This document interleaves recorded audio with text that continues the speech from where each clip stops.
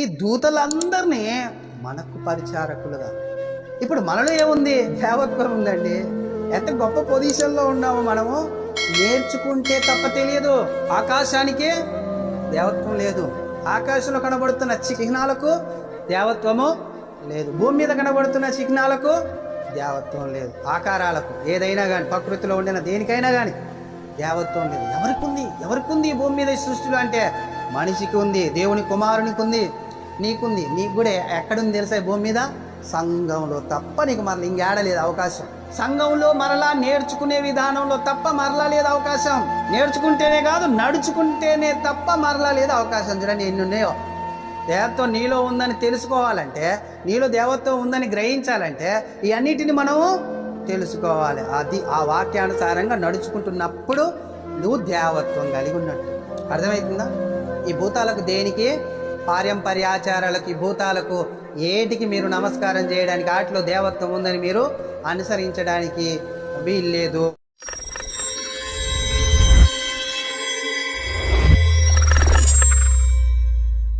మహాపరిశుద్ధుడు అయిన మా పరలోకపు తండ్రి, నీ కుమారుడైన యేసుక్రీస్తు నామంలో పరిశుద్ధాత్మ సహాయం చేత నీ పిల్లలం నీ కుమారుడు యొక్క పునరుద్ధాన దినమున నిన్ను స్తుతించి కీర్తించి నిన్ను మయంపరచడానికి ఇచ్చిన కృపకై లెక్కింపలేని కృతజ్ఞతాస్తుతులు చెల్లిస్తున్నాం. ముఖ్యముగా అతి ప్రాముఖ్యమైనది, విలువైనది, ఘనమైనది, పరిశుద్ధమైనది నీ వాక్యం. ఆ వాక్యాన్ని మేము ధ్యానించబోచుండగా నీ ఆత్మ యొక్క జ్ఞానమును నీ కుమారుడని నాకు దయచేసి నన్ను మరుగు చేసి మాతో మీరు మాట్లాడి మీ కుమారుడు రాకడకు మమ్మల్ని సిద్ధపరిచి నడిపించి మాయం పొందుమని, సిద్ధపరిచిన ఈ వాక్యోపదేశమును మీరు దీవించి ఆశీర్వదించమని, సమస్త విధములైన ఆటంకాలను తొలగించమని, నీ కృపలో భద్రపరచమని, వింటున్న నీ బిడ్డలు ఆహ్లాదకరమైన మాటలు, ఆరోగ్యకరమైన మాటలు విని వాటిని హృదయంలో పొందుపరుచుకొని ఈ లోకంలో నీ కుమారుడు రాకడకు సిద్ధపరచగలగడానికి సహాయం దయచేసి నడిపించి మాయం పొందుమని, ఈ మైక్ ద్వారా, ఈ శబ్దాల ద్వారా వింటున్న ప్రతి బిడ్డని మీరు ఈ వాక్యం ఆశీర్వాదకరంగా మార్చి నడిపించి మాయం పొందవలసిందిగా ప్రార్థిస్తూ మమ్మల్ని తగ్గించుకొని నామను హెచ్చిస్తూ కొన్ని మనల్ని పాద సన్నిధిలో నుంచి నీ ప్రియ కుమారుడి లోకరక్షకుడు మా ప్రభువైన యేసుక్రీస్తు ప్రభు వారి పేరటి ప్రార్థన సమర్పిస్తున్నాను తండ్రి. ఆమెన్. దేవాది దేవుడు, సర్వోన్నతుడు, సర్వాధికారి, సర్వశక్తిమంతుడైన దేవునికి మహిమా ఘనత ప్రభావాలు కలుగునుగాక. కొడుకున్న సహోదరి సహోదరులందరికీ నా హృదయపూర్వక వందనాలు, శుభములు తెలియజేస్తుంటున్నాను. వాక్యంలోనికి వెళ్ళినట్లయితే ఈరోజు ఒక అంశాన్ని పెట్టుకొని దేవుని వాక్యాన్ని ధ్యానించడానికి ప్రయత్నం చేద్దాం. దేవత్వంలో ఉండిన సంపూర్ణత. అంశం పేరు ఏంటంటే దేవత్వంలో ఉండిన సంపూర్ణత. ఇలాంటి అంశము ఎందుకు ఎన్నుకోవాల్సి వచ్చిందంటే ఈ కడవరి దినాలలో, అంత్య దినాలలో యేసుక్రీస్తుని గురించి తెలుసుకోవడం చాలా ప్రాముఖ్యమైన విషయం. ఎవరి గురించి తెలుసుకోవడం? యేసుక్రీస్తుని గురించి తెలుసుకోవడం చాలా ప్రాముఖ్యమైన విషయం. ఎందుకు తెలుసుకోవాలయ్యా అని అంటే, నేను తెలుసుకోవాలని అనటం లేదు, కానీ బైబిల్లో ఉండిన వాక్యమే బోధిస్తుంది, వాక్యమే తెలియజేస్తుంది. యోహాను సువార్త 17వ అధ్యాయము 3వ వచనంలో అద్వితీయ సత్యదేవుడవైన నిన్నును నీవు పంపిన యేసుక్రీస్తుని ఎరుగుటయే నిత్య జీవము అని తెలియజేస్తుంది. కాబట్టి దేవత్వంలో సంపూర్ణత ఎవరెవరిలో ఉంది అనేదాన్ని మనం ధ్యానం చేద్దాం. అంటే పరలోకంలో దేవుడు ఉన్నాడు, యేసుక్రీస్తు ప్రభువారు ఉన్నారు. ఈ భూమి మీదనైతే ఇప్పుడు పరిశుద్ధాత్ముడు ఉన్నాడు. అంతేకాకుండా ఆ పరిశుద్ధాత్ముడు సర్వసత్యంలోనికి నడిపించాలని మనుషులందరినీ ప్రయత్నం చేస్తున్నాడు. మనుషులందరికీ బోధిస్తూ వాళ్ళని ప్రేరేపిస్తూ ప్రయత్నం చేస్తున్నాడు. పరలోకం తీసుకువెళ్ళడమే కాకుండా పరలోకంలో తండ్రితో, కుమారుడితో, పరిశుద్ధాత్మలో ఏకం కావాలి, పాలివాళ్ళం కావాలి అనడానికి వాళ్ళు ముగ్గురు పనిచేస్తున్నారు. అయితే ఈ ముగ్గురిలో సంపూర్ణత దేవత్వం ఉందా అనేదాన్ని ఆలోచన చేద్దాం. వీళ్ళ ముగ్గురిలో సంపూర్ణమైన దేవత్వం ఉందా అనేదాన్ని మనము ఆలోచన చేద్దాం. ఎందుకంటే అది చేస్తేనే, అది ఎరిగితేనే, అది తెలుసుకుంటేనే నిత్య జీవమని దేవుని వాక్యం సెలవిస్తుంది. కాబట్టి దేవత్వంలో ఉండిన సంపూర్ణత. ఎందుకంటే అజ్ఞానము, జ్ఞానం అనే రెండు ఉన్నాయి కదా. అజ్ఞాని కాకుండా జ్ఞానిగా నువ్వు ఈ లోకంలో బ్రతకాలంటే ఇది ఎరగాలి, ఇది తెలుసుకోవాలి.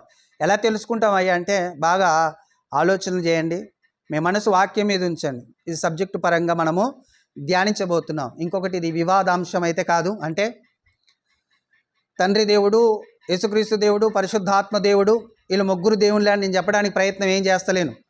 దేవత్వం యొక్క సంపూర్ణత ఎవరికి ఆపాదించబడింది బైబిల్లో.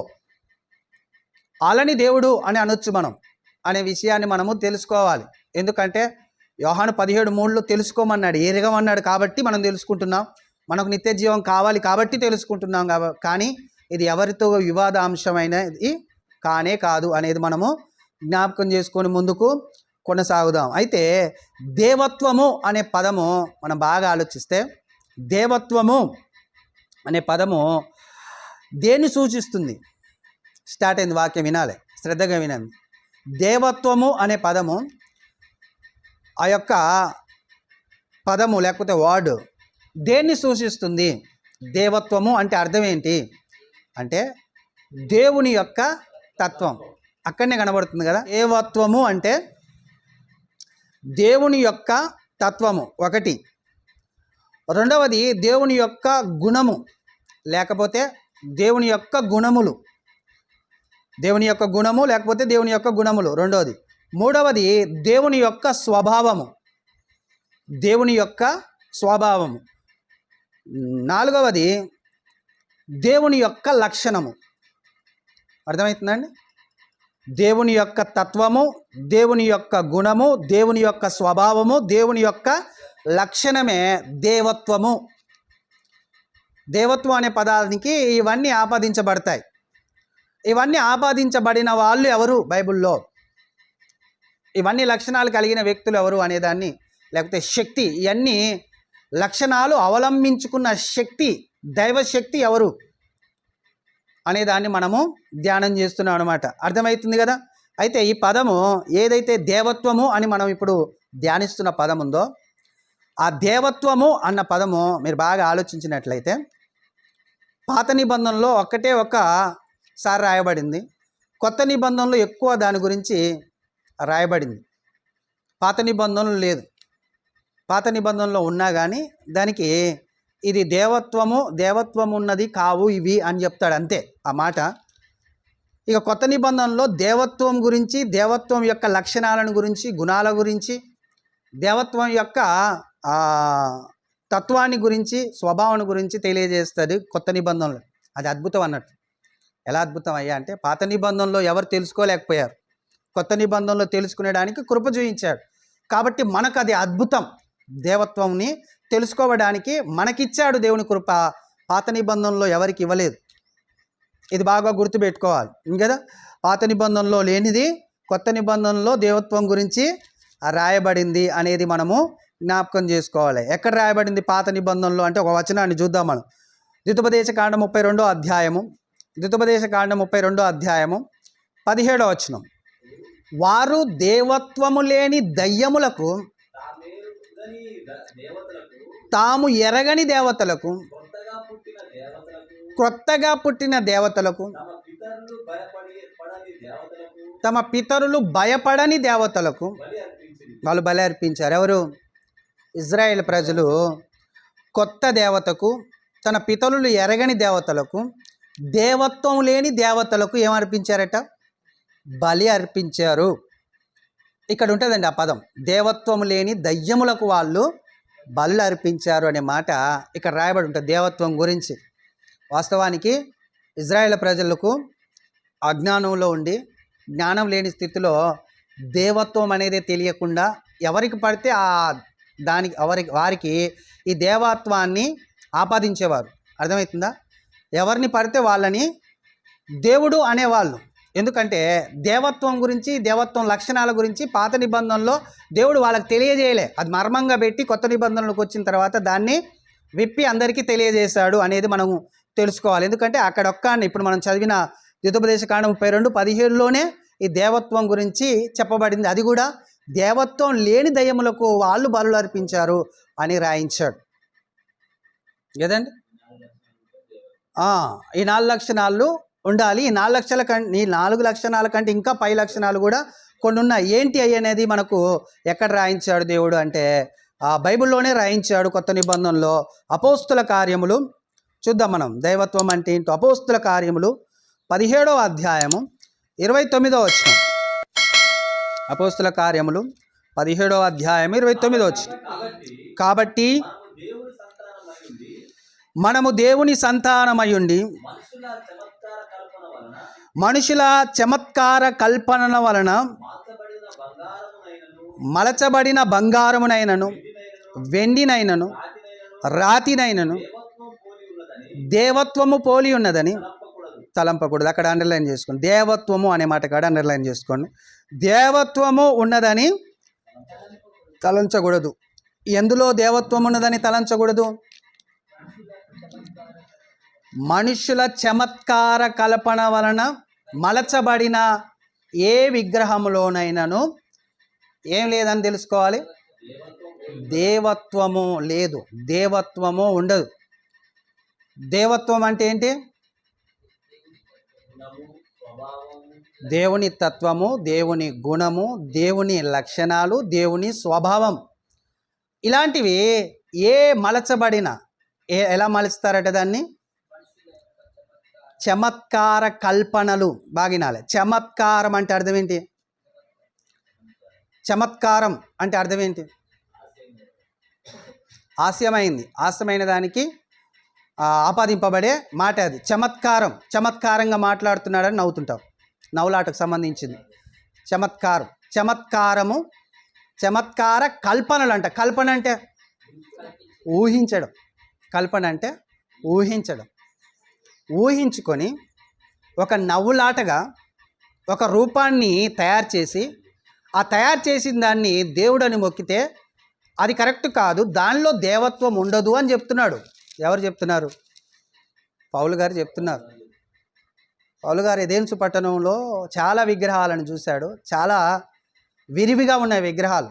పరితాపం పట్టలేక అక్కడ నిలవబడి ప్రజల మధ్యలో మాట్లాడుతున్నాడు. అయ్యా, మీరు చమత్కార కల్పనము వలన కలగబడిన లేకపోతే కలిగించిన ఈ విగ్రహాలలో దైవత్వం లేదయ్యా, ఉండదు. దైవత్వం అనేది మనం కల్పించిన వాటిల్లో ఉండదు. దైవత్వం అనేది ఎక్కడుండదండి?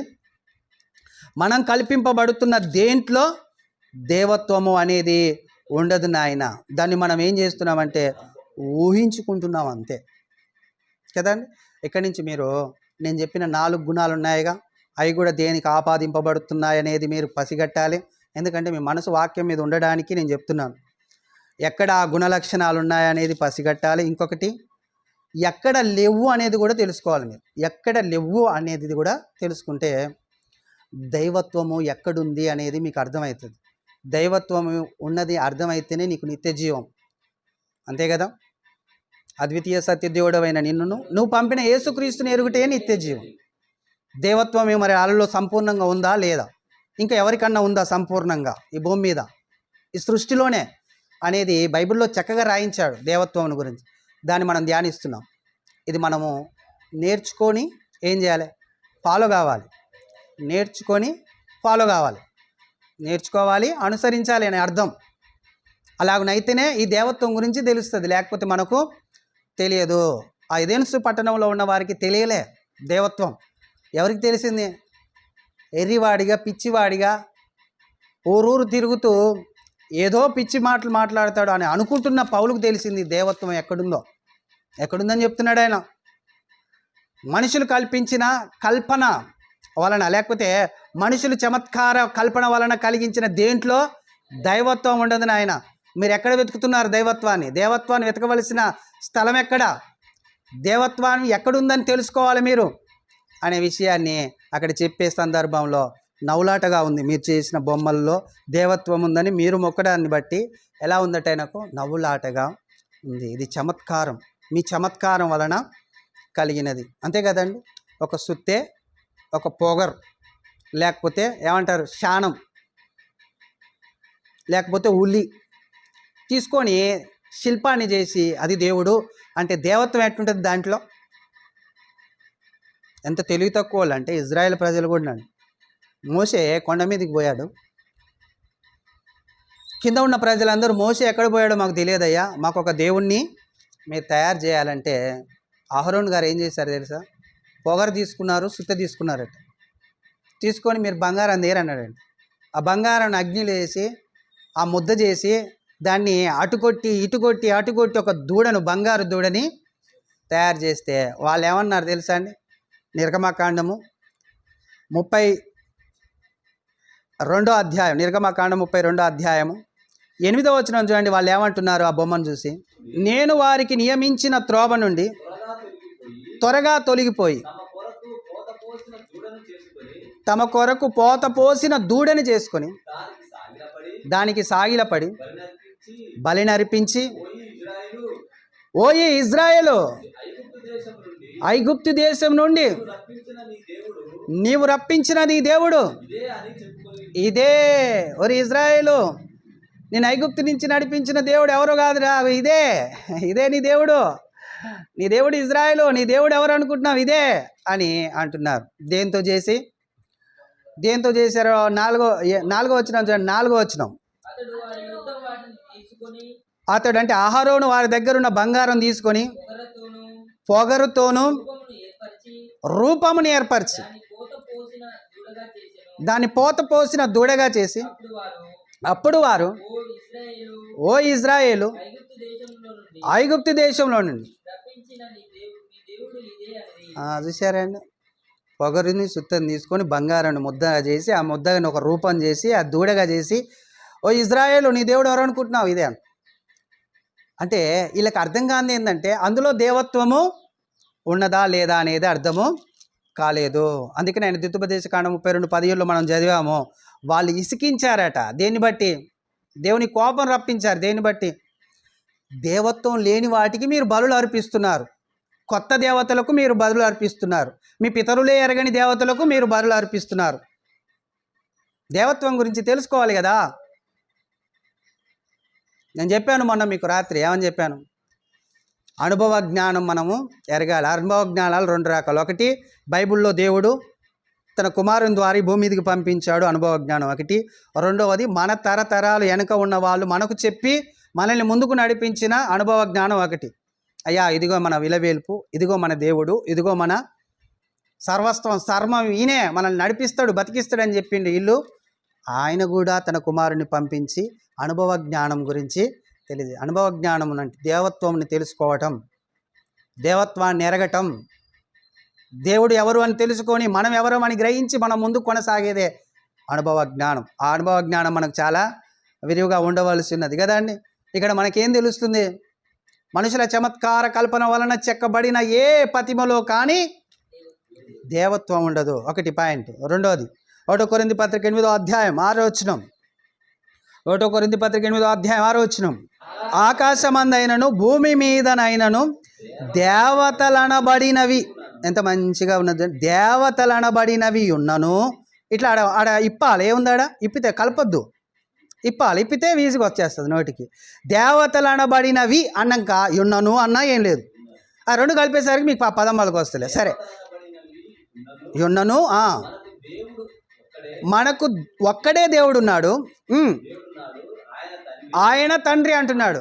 అంటే ఇక్కడ మనకి ఏం తెలియజేస్తున్నాడు? రెండవ విషయం అంటే, అయ్యా, ఆకాశమందును భూమి అందును ఏమున్నారట? ఎవరున్నారట?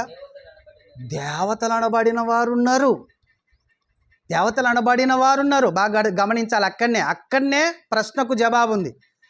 దేవతలు కారాలు అనబడిన వారని ప్రశ్నకు జవాబు ఉంది. దేవతలు అనబడిన వారు ఉన్నారా అంటే, అనబడిన వారు ఉన్నారు మరి అంటున్నాడు ఆయన. కానీ ఉన్నట్టు కాదు, వాళ్ళు నిజంగా ఉన్నట్టు కాదు. అర్థమవుతుందండి? ఎలా గ్రహించాలి దీన్ని అంటే మీకు ఉదాహరణ చెప్తా. క్రైస్తవులు చాలామంది ఉన్నారు. అందరు క్రైస్తవులుగా ఉన్నట్టేనా నిజంగా? అదనమాట. దేవతలు చాలామంది ఉన్నారు. దేవతలా నిజంగా? మళ్ళీ తలకాయ ఊపాలి, కాదని చెప్పాలి. ఎందుకు కాదంటే దేవత్వం లేదని ముందే చెప్పేసాడు ఆయన. వాటిలో ఏం లేదు, దేవత్వం లేదు. దేవత్వం అంటే దేవుని తత్వం, దేవుని గుణము, దేవుని లక్షణాలు, దేవుని స్వభావం ఇవి లేవు. ఎవరికి లేవు? దేవతలు అనబడినవి ఉన్నను, వాటికి స్వభావాలు లేవు. అయితే దేవుడు ఒక్కడే, మనకు ఒక్కడే దేవుడు ఉన్నాడు. ఆయన తండ్రి, ఆయన నుండి సమస్తము కలిగెను, ఆయన నిమిత్తం మనం ఉన్నాము. మరియు మనకు ప్రభువు ఒక్కడే, ఆయన యేసుక్రీస్తు, ఆయన ద్వారా సమస్తమును కలిగెను, మనము ఆయన ద్వారా కలిగిన వారము. అయితే అందరి యందు ఏ జ్ఞానము లేదు. అంటే ఇక్కడ చిన్న వివాద అంశం కూడా మనకు కనబడుతుంది. తండ్రి ఒక్కడే అన్నాడు కదా దేవుడు కదా, యేసుక్రీస్తు ప్రభు వారినేమో ప్రభు అన్నాడు, మనకు ప్రభు ఒక్కడే అన్నాడు. మనందరికీ దేవుడు తండ్రి ఒక్కడే, ఆయన పరలోకమందు ఉన్నాడు అనేటట్లు ఇక్కడ తెలియబడుతుంది. ఒకవేళ దేవతలు అనబడినవి ఉన్నవి, అవి దేవతలు కాదు అనబడినవే అనేటట్లు ఇక్కడ మనకు తెలియబడుతున్నది.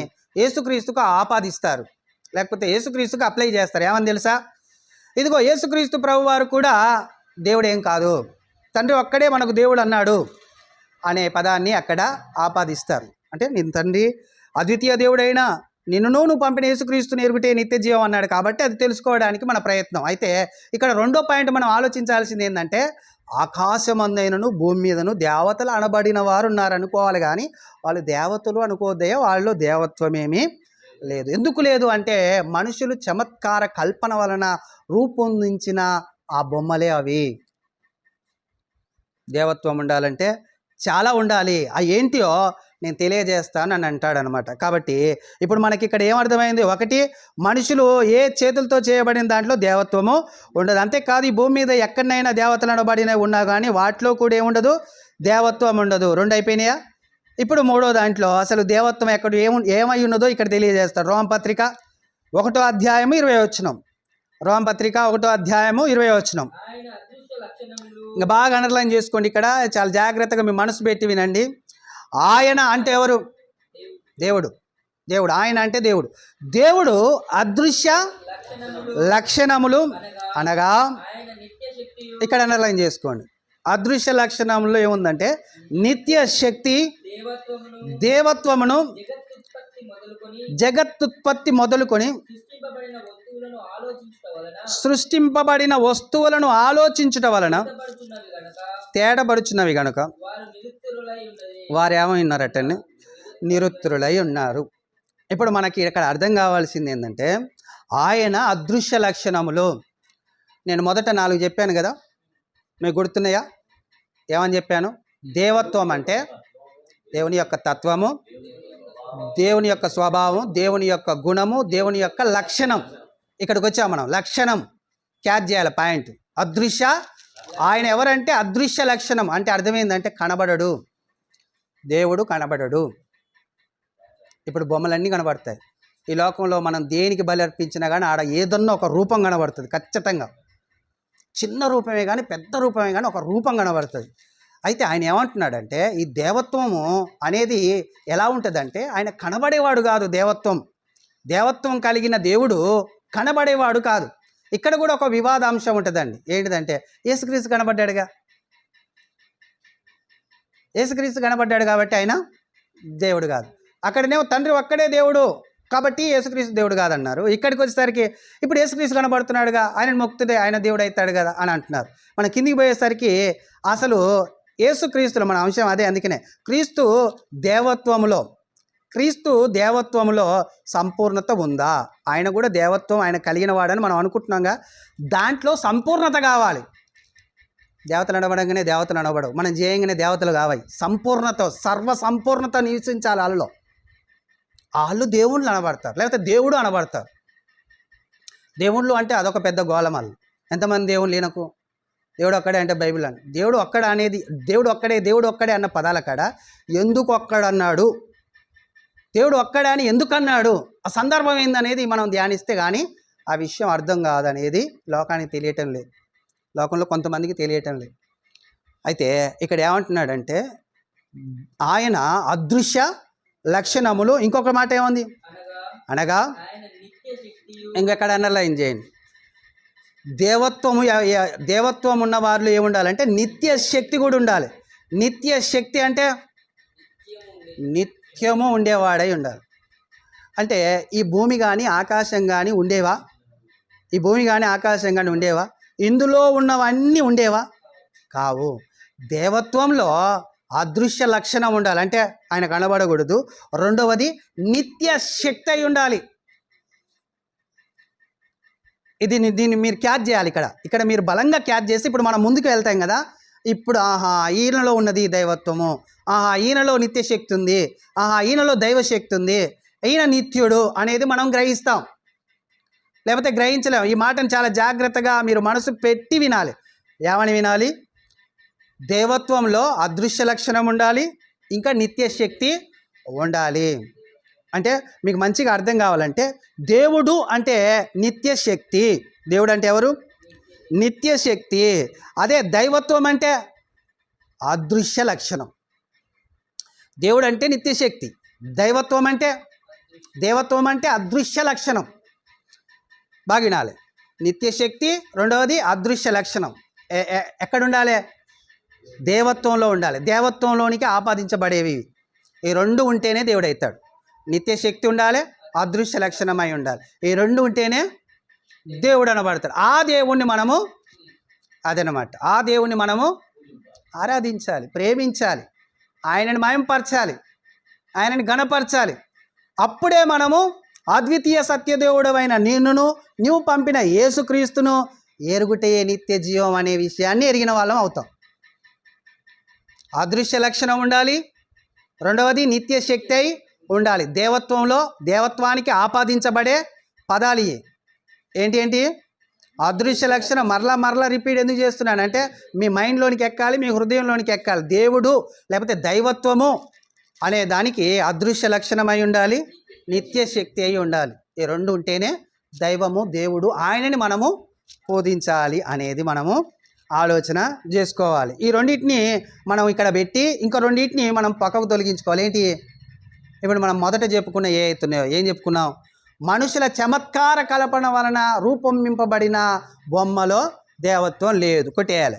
రెండవది ఏం కొట్టేయాలి? ఆకాశమందును భూమి అందును దేవతలు అనబడినవి ఉన్నను దేవత్వం లేదు, కొట్టేయాలి. ఇప్పుడు రైట్ మార్కులోనికి ఏది తీసుకురావాలి? అదృశ్య లక్షణం, నిత్య శక్తి, అది దేవత్వంలో ఉండిన గుణాలు. ఇంకా గుణాలు ఉన్నాయి, ఇంకా రెండు ఉన్నాయి. రెండు అయిపోయినాయి. ఇందులో 4 మనం మొదట అనుకున్న దాంట్లో 2 అయిపోయినాయి. అదృశ్య లక్షణం అయిపోయింది, నిత్య శక్తి అయిపోయింది. ఇంకేం రావాలి? గుణాలు, దేవుని యొక్క స్వభావం అన్న ఒకటే. అవి రావాలి. వస్తున్న అంశాల్లో లేకపోతే వచనాల్లో మీకు తారసపడతాయి, మీకు టచ్ అవుతుంటాయి మీ హృదయానికి. అప్పుడు మీరు వాటిని పసిగట్టాలి. అర్థమవుతుందా? ఓకేనా? నిత్య శక్తి, అదృశ్య లక్షణం, ఈ రెండు గుర్తుపెట్టుకోండి. ఆ రెండు గుర్తుపెట్టుకున్నాక మనకి ఇక్కడ కూడా ఒక వివాద అంశం అనేది మనము గ్రహించాం. కానీ అది వివాద అంశం ఏమీ కాదు. ఎందుకు కాదు? ఇప్పుడు యేసుక్రీస్తు అదృశ్య లక్షణం కాదు అనే విషయం ఉంది కాండి. దాన్ని కూడా మనం కొంచెం ఆలోచించి మన లోపలికి వెళ్దాం.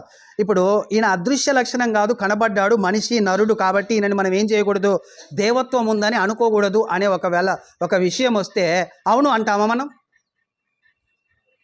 అవును అంటామా కాదంటామా? ఇప్పుడు రాయబడిన వచనం ప్రకారం అయితే ఈయన ఎవరు? దుష్టుడు కనబడుతున్నాడు, దృశ్యమైన వాడు. దృశ్యుడు, అదృశ్యుడు వేరు, దృశ్యుడు వేరు. దృశ్యుడు ఎవరు? యేసుక్రీస్తు ప్రభువారు. అదృశ్యుడు కాదు. కాబట్టి ఈయనని మనం ఆరాధించకూడదు, ఈయనని మనం పూజించకూడదు, ఈయనని మనము మయంపరచకూడదు అని ఒక ప్రశ్న మీకు వస్తే ఇప్పుడు మీరేమంటారు? ఇక్కడున్న వచనం ప్రకారం ఆయన అదృశ్య లక్షణములు, నిత్య శక్తి అయితేనే దేవత్వం ఉంది, దేవుడైతాడు. ఇప్పుడు ఈయన కనబడుతున్నాడు కదా అనే ఒక ప్రశ్న వస్తుంది. ఎట్లా ఇప్పుడు నేను ఎట్లా మరి మయంపరచాలి అనే ఆలోచన వస్తే, ఆయన దృశ్యుడుగా ప్రత్యక్షం అవటానికి కారణమే మనమండి. అంతేనా కాదండి? అసలు ఆయన ఈ శరీరాన్ని ధరించవలసిన అవసరం ఆయనకి ఏముంది? ఆయన ఎవరు? ఆది అందు వాక్యము ఉండెను, ఆ వాక్యము దేవుని యొద్ద ఉండెను, ఆ వాక్యము దేవుడై ఉండెను. మొదట ఆయన ఏమై ఉన్నాడు? దేవుడై ఉండెను. ఇంకా దేవత్వము, ఈ గుణాలు, ఈ లక్షణాలు అన్నీ కొట్టేస్తుంది ఆ ఒక్క వచనం. అర్థమవుతుంది మీకు? ఆ ఒక్క వచనము ఈ సద్గుణాలు, ఈ యొక్క స్వభావాలు, ఈ యొక్క లక్షణాలు, ఈ యొక్క దేవతత్వం ఇవన్నీ కొట్టేసేది ఏంటంటే దేవుడు అనే పదమే. ఆది అందు వాక్యము దేవుని యొద్ద ఉండెను, ఆ వాక్యము దేవుడై ఉండెను. ఇప్పుడు మనకేం అర్థం కావాలి? ఆయన అదృశ్యుడే, కానీ దృశ్యంగా ఎందుకు వచ్చాడంటే మన నిమిత్తం వచ్చాడు. కాబట్టి ఇప్పుడు ఆయనని ఏం చేయొచ్చు మనం? ప్రశ్నకు జవాబు వచ్చింది ఇప్పుడు మీకు. ఇక్కడ అదృశ్య లక్షణములు ఉన్న దేన్ని కూడా దేవుడు అని ఆపాదించకూడదు. ఎందుకంటే దైవత్వంలో అదృశ్య లక్షణం ఉంది, అంతేకాకుండా నిత్య శక్తి ఉండాలి అనేది. ఇప్పుడు అదృశ్య లక్షణమైన యేసుక్రీస్తు ప్రభు వారిని మనం గౌరవించవచ్చు, లేకపోతే మయంపరచవచ్చు, పూజించవచ్చు అనేది విషయం తెలిసింది. రెండోది మనకేం తెలియాలి? ఈయన నిత్య శక్తి అనేది తెలియాలి. ఆ విషయంలోనే ఇంకా కొన్ని మనకు తెలుస్తాయి అన్నమాట. ఏం తెలుస్తాయి? ఏం తెలుస్తాయి ఆ విషయాల్లో అంటే 2 పేతురు పత్రిక 1వ అధ్యాయం 2 నుంచి చూడండి. తన మహిమను బట్టి గుణాతిశయం వినాలి ఇక్కడ ఇంకొక పదం కూడా మనకు కొట్టొచ్చినట్టు కనబడుతుంది. ఏంటిది? తన మహిమను బట్టి తన గుణాతిశయమును బట్టి. ఎవరి మహిమ, ఎవరి గుణాతిశయం? దేవుని మహిమ, దేవుని గుణాతిశయం. Okay, continuation. మంచిగా చదవండి, తొందరపడకండి. తన మహిమను బట్టి గుణాతిశయమును బట్టి మనల్ని పిలిచిన వాణ్ణి గూర్చిన ఇడది చదవమంటున్నాయి. అందుకనే టకటగా చదువుకుంటూ పోతే మనకు అర్థం కాదు. మనల్ని పిలిచింది ఎవరు? యేసుక్రీస్తు ప్రభువారు. భారము ఇచ్చిన సమస్త జనులారా నా యొద్దకు. మనల్ని పిలిచిన వాని గుణాతిశయములు అంటున్నాడు అక్కడ. మన పిలిచిన వాని గుణాతిశయములు ఎలాగున్నాయంట? చదవండి ఇక. ఆయన ఎవరట? దైవశక్తి, జీవమునకును భక్తికిని కావలసిన వాటినన్నిటినీ మనకు దయచేయుచున్నందున దేవుణ్ణి గూర్చినట్టు మన ప్రభు అయిన యేసుని గూర్చినట్టునైనా. అక్కడ అండర్లైన్ చేసుకోండి. ఎవరెవరి అట? ఈ దైవశక్తి ఎవరెవరికి ఉందట? దేవుని గూర్చినట్టు మన ప్రభు అయిన యేసుని గూర్చినట్టునైనా అనుభవ జ్ఞానము వలన మీకు కృపయు సమాధానమును విస్తరించునుగాక. ఇంకొక పాయింట్ ఇక్కడ వస్తుంది. అదృశ్య లక్షణములు అన్నది యేసుక్రీస్తులో మనం చూసాం. ఆయన అదృశ్య లక్షణమే ఒకప్పుడు మనల్ని బట్టి ఏమయ్యాడైనా దృశ్యంగా రావాల్సి వచ్చింది. అదొకటి అక్కడ అర్థమైంది. ఇక్కడికి వచ్చేసరికి దైవశక్తి అనే కాడ అండర్లైన్ చేసుకోండి మీరు.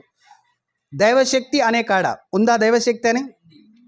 నేను మరలా చదువుతున్నా చూడండి, 2-3 నేను చదువుతా చూడండి. తన మహిమను బట్టి గుణాతిశయమును బట్టి మనలను పిలిచిన వాని గూర్చిన అనుభవ జ్ఞానము మూలముగా ఆయన దైవశక్తి అంటున్నాడు. ఆయన ఎవరట? దైవశక్తి. జీవమునకును భక్తికిని కావలసిన వాటన్నిటిని మనకేం చేశాడు? ఆయన దయచేసి నందున దేవుని గూర్చినట్టు మన ప్రభు అయిన యేసు క్రీస్తుని గూర్చినట్టు నైనా అనుభవ జ్ఞానము వలన మనకేం కలుగుతుంది? కృపయు సమాధానం విస్తరిస్తుంది. ఒకరిని బట్టా? ఇద్దరిని బట్టి. ఎవరెవరిని? తండ్రి అయిన దేవుణ్ణి బట్టి, క్రీస్తుని బట్టి, కుమారుడైన క్రీస్తుని బట్టి మనకు సమాధానము, కృప విస్తరిస్తుంది. వీళ్ళిద్దరూ ఎందులో ఉన్నారంటే దైవశక్తిగా ఉన్నారు. వీళ్ళిద్దరు ఎందులో ఉన్నారు? దైవశక్తిగా ఉన్నారు. అంతే కదండి. 2-3 వచనాలు కలిపి ఉండవు చూడండి. కలిపి ఉండిన ఈ వచనాలు ఒకే వచనం ఇది. వీళ్ళిద్దరి గురించి చెప్పబడుతున్న మాట అన్నమాట.